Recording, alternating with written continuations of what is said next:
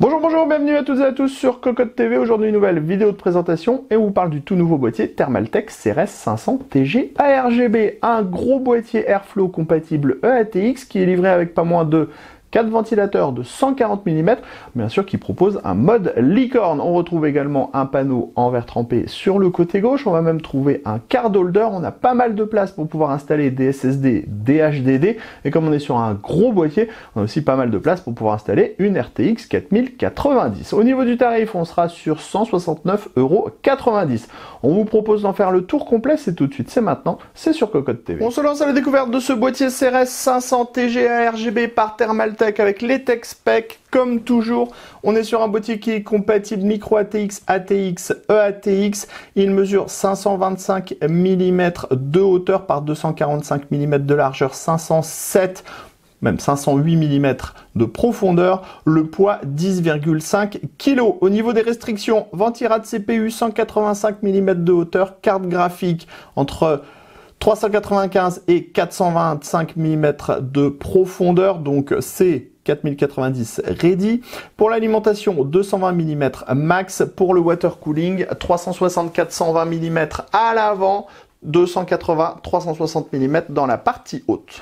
Les amis, avant de découvrir le reste de notre vidéo, on vous propose un petit peu de réclame pour GVG Mall, notre partenaire pour les clés Windows, un partenaire qui nous soutient depuis plus de 2 ans et on utilise très régulièrement les clés Windows pour nos machines, on utilise aussi les clés Office. Alors, comment ça fonctionne? On vous montre rapidement. Vous allez sur le site GVG Mall. Ici, vous tapez Windows 10. On prend l'exemple de Windows 10. Ensuite, hop, petite vidéo ici qui va vous expliquer comment ça fonctionne. Vous allez faire acheter maintenant sur cette fenêtre où vous allez avoir la licence Windows 10. Vous n'oubliez pas de mettre le code promo CVIP qui vous permet d'avoir la ristourne de Cocoteland sur votre clé Windows.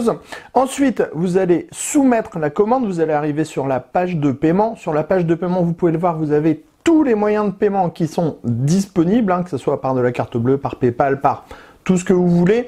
Vous allez faire payer maintenant. Ensuite, une fois que vous aurez payé votre licence, vous allez avoir à l'intérieur de votre panier votre clé Windows qui va apparaître. Et là, il suffit juste de copier votre clé Windows et de la mettre sur votre produit Windows 10 pour pouvoir tout simplement activer votre Windows et utiliser pleinement votre licence Windows 10. Donc, vous avez vu, 40 secondes à peu près et le tour est joué pour avoir une licence officielle pour votre PC. Maintenant que l'on connaît les tech specs de ce boîtier par TT, parlons du style. On est sur un design. Alors, je vous donne tout de suite mon avis. Clairement, ça me fait penser un petit peu à ce design BMW des années 80 avec des lignes très droites, beaucoup de mèches, beaucoup d'ouvertures et comme une sorte de petit spoiler qui ressort de l'avant. On aime ou on n'aime pas. Nous, on aime bien, et ce qu'on aime bien aussi, c'est qu'on est sur une grosse conception Airflow avec clairement des panneaux qui sont hyper aérés dans la partie avant, sur le dessus, à l'arrière, et même des panneaux latéraux qui sont aérés dans la partie basse pour aider l'alimentation. On va retrouver 4 types de matériaux, du plastique pour la face avant et la partie supérieure, de l'aluminium pour la partie qui entoure la face avant, de l'acier pour le reste du boîtier et du verre trempé sur le côté gauche. Au niveau de la face avant, comme vous pouvez le voir, on va retrouver un mesh avec des larges trous. C'est très bien travaillé au niveau des formes du mesh. On voit qu'il y a un filtre derrière. Pour démonter le tout, on tire tout simplement comme ceci. On a le filtre qui est amovible derrière pour pouvoir nettoyer facilement. Derrière, on va retrouver 3 ventilateurs de 140 mm qui sont montés sur une grille qui est amovible. On pourra donc la démonter. Et la grille, elle est compatible 3 x 140 mm, 3 x 120 mm. Pour remettre le tout en place, c'est très simple. On bloque dans la partie en aluminium. On revient en position. On pousse. Et c'est fait. Ensuite, ici sur le côté gauche, on va retrouver le panneau de contrôle avec le Power On, un USB Type C, 2 USB 3.0, les entrées-sorties audio, le reset et enfin les petites diodes d'activité sur le côté. Pour pouvoir pénétrer à l'intérieur du boîtier, c'est pas compliqué, on a une grosse vis à main ici, on tire le panneau, c'est monté sur charnière, donc c'est très facile à utiliser et à démonter. Dans la partie basse, on va avoir cette partie qui est donc aérée, qui reprend en fait les mêmes trous que la partie avant, mais dans un format un peu plus petit. C'est filtré par derrière. Tout le boîtier est intégralement filtré, c'est démontable, tout comme cette petite partie avant, on vous en reparlera. Dans la partie basse, on a les pieds. Si on passe sur le côté droit, vous allez remarquer qu'on a un panneau en acier et on va retrouver la petite ouverture dans la partie basse à destination de l'alimentation et c'est toujours filtré. On passe en mode musculation pour vous parler de la partie haute. 10 kg avec le bras gauche, c'est pas mal. On retrouve le design avec les trous qu'on a sur la partie avant ou dans les parties basses. Le tout est maintenu avec deux vis à main à l'arrière. Ça se démonte très facilement en tirant comme ceci. Derrière, on a un filtre entièrement amovible de type nylon pour pouvoir nettoyer ce dernier. Après, on va avoir une grille qui est compatible 3x120 mm, 3x140 mm ou radiateur de water cooling en 280-360 mm. On continue à l'arrière avec une petite grille dans la partie haute, ça c'est pour libérer de l'épaisseur pour les radiateurs de water cooling. Une grille en 120 mm montée avec un 140 mm de base. L'emplacement pour la plaque qui est au chiffre de la carte mère, 7 slots d'extension sur un cadre avec des slots qui proposent des caches ajourées non soudées. On a 4 petites vis, on défait les 4 petites vis, on tourne le tout, on a 7 slots à 90 degrés. Dans la partie basse, on a l'emplacement de l'alimentation avec une platine amovible, le chargement se fait par derrière. On termine sous le CRS 500, on va avoir ici un grand filtre amovible. Hop, on tire comme ceci. Ça va libérer les grilles qu'on va avoir à destination de l'alimentation, mais aussi pour les systèmes de stockage. On remarque également qu'on a 4 petites vis, ce qui veut dire qu'on pourra démonter la cage HDD si on ne veut pas l'utiliser. On a également des points de fixation, ce qui veut dire qu'on pourra mettre un ventilateur en 120-140 mm dans la partie basse si on le désire. Enfin ici, on a les 4 pieds en plastique avec des patins en caoutchouc. On passe à l'intérieur de ce CRS 500 TG à RGB. Sachez déjà qu'on est sur un plateau de carte mère qui est compatible ATX, micro ATX et EATX, donc on pourra mettre toutes les cartes mère que l'on veut. Ensuite, on va voir ici un large accès backplate avec un très grand passage dans la partie haute. On va retrouver 2 passages sur le côté avec des caches en caoutchouc. Ensuite, on va avoir le droit un énorme cache alimentation dans la partie basse avec 3 gros passages, une grande grille d'aération, un support pour un riser qui est directement intégré et on pourra avancer et reculer le riser, on a différents points de position. Ensuite, on va voir la partie basse avec les déports du cache alimentation. On pourra démonter certaines parties. Donc, je vous montre comme ceci. Hop, vous pourrez défaire cette partie, c'est filtré derrière, ce qui fait que si vous avez une alimentation RGB, vous pourrez en profiter. Et ici, en retirant 2 petites vis, on pourra aussi démonter cette partie avant pour avoir un accès complet à absolument tout le boîtier. Et ça, c'est une très bonne chose. Dans le fond, on voit qu'on a une platine pour pouvoir installer 2 SSD ou un disque dur 3,5 pouces, le tout avec un montage par vis.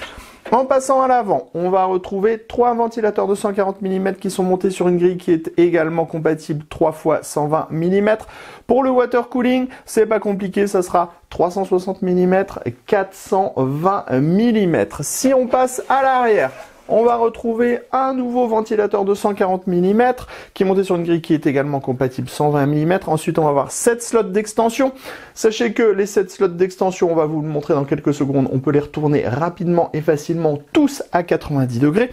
Enfin, dans la partie basse, on a l'emplacement de l'alimentation, filtré par en dessous, avec des supports en plastique. Avant de vous montrer la partie arrière, on passe dans la partie supérieure avec une grille en 3 x 120 mm, 3 x 140 mm, avec des emplacements quasiment totalement extrudés comme à l'avant. On a également un grand filtre et pour les supports de water cooling, on sera sur du 280 mm, 360 mm.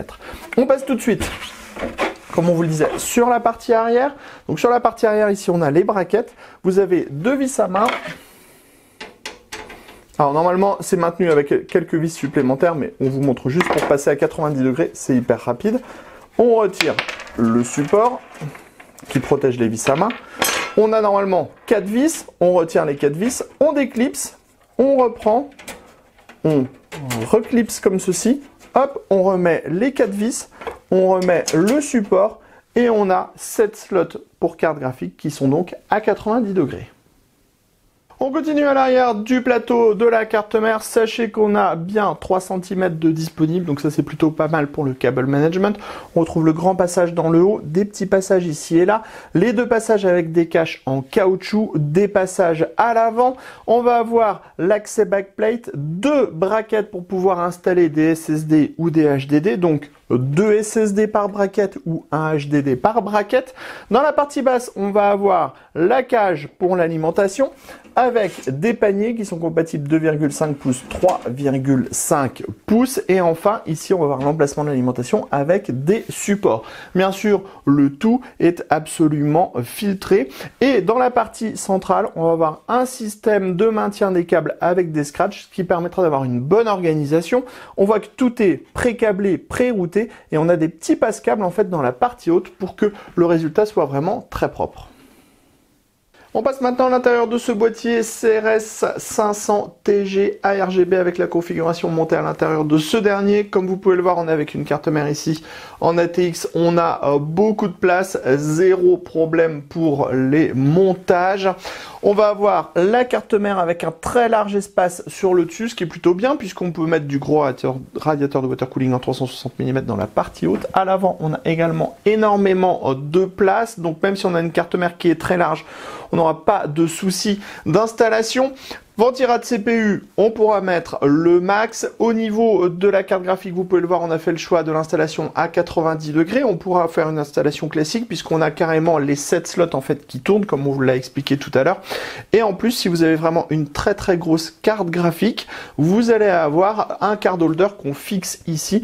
Donc par exemple avec une grosse 4090, la carte graphique sera soutenue, ce qui est plutôt une bonne chose. Dans la partie basse, on a des passages absolument partout. C'est tout extrêmement ventilé. C'est absolument filtré partout comme on le précisait aussi tout à l'heure.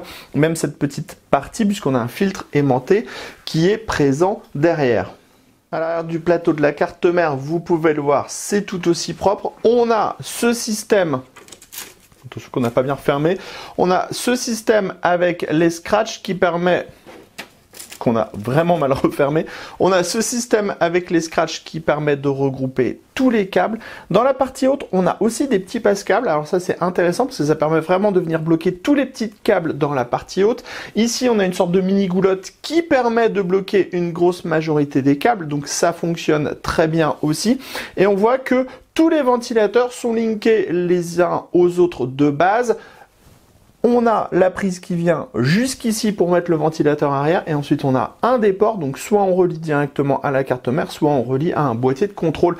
Donc ça fait vraiment beaucoup moins de câbles et ça c'est assez bien. Le RGB est aussi pré-câblé et on voit qu'on n'a pas un gros fouillis, un gros fatras de câbles qui passent absolument partout. Dans la partie basse, on a beaucoup de place au niveau de l'alimentation. Bien sûr, tout est filtré également ici et on va avoir une cage HDD classique et autrement vous le voyez on a une tonne de braquettes qui permettront l'installation de tonnes d'unités de stockage. On en termine de ce tour complet du boîtier CRS 500 TG ARGB par Thermaltake avec la machine allumée. On a donc 4 ventilateurs ARGB de base. Alors attention, on n'a pas de contrôleur ARGB sur le boîtier en lui-même. Il faudra donc passer par la carte mère ou par un petit contrôleur additionnel. On est passé par un petit contrôleur additionnel et on a mis du blanc et du bleu, histoire d'être raccord avec le bleu qui est à l'arrière. On a donc de base 4 ventilateurs de 140 mm. Clairement, on peut vous le dire, les performances sont excellentes puisque ça respire très fortement à l'avant, ça sort facilement à l'arrière. Au niveau du bruit pour les dB, on sera à 34,6 dBA en low, donc en 5 volts, donc ça restera audible, mais c'est très silencieux. En pleine charge, on sera à 51,1 dBA, donc autant dire que ça crache les watts. D'ailleurs, si je me rapproche un tout petit peu, vous pouvez entendre le boîtier sans peine. Après, ça marchera très bien si on est en LAN ou si on fait une grosse soirée gaming à la maison ou si on a un gros casque sur les oreilles. Ça permettra d'avoir par contre des excellentes performances. Comme on le disait, le boîtier est très respirant. Il est intégralement filtré, donc ça marche très bien. On le redit, par contre, pour le ARGB, ça sera avec la gestion via le Aura Sync ou le Gigabit Fusion ou encore le MSI Fusion. Je ne me rappelle plus de tous les mots pour tout le RGB de toutes les marques. Allez, vous savez tout, absolument tout de ce boîtier CRS 500 TG ARGB par Thermaltake et on se dit rendez-vous très prochainement sur cocoland.com pour toutes nos news, tous nos articles à propos du matériel informatique et sur Cocotte TV pour toutes nos prochaines vidéos. Sur ce, on vous dit à très bientôt.